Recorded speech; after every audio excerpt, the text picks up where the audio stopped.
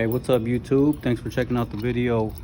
Hey, I just wanted to kind of give you guys a rundown. I've been looking on how to install this mortise style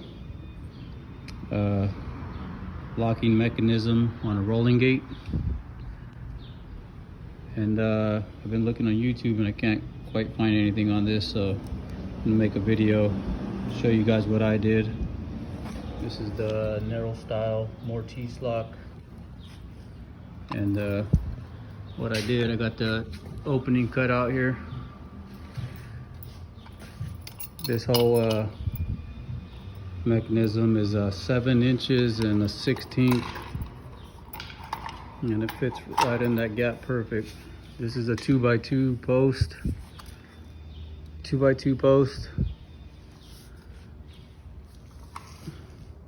and the locking mechanism is it's 2 inches wide by 1 7/8 inches, so it's a little there's a little gap here. I'm just going to go ahead and tack everything in, clean it up, and should look pretty nice and flush when it's done. So just want to show you guys what I did. Cut out the 7/16 inch cut out here. I left the front side attached just to give it that clean look on the front side when you're looking at the gate, and then the back side will be welded in.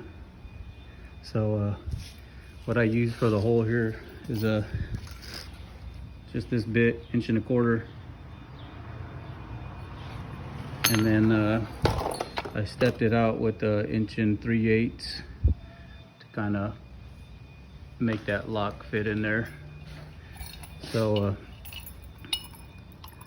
if anyone's interested, and or if you guys are looking around trying to do this, hopefully this makes it a little easier for you.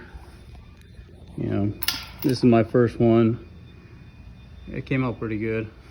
Once it's all cleaned up and welded in, it should look clean. So thank you guys for checking out the video.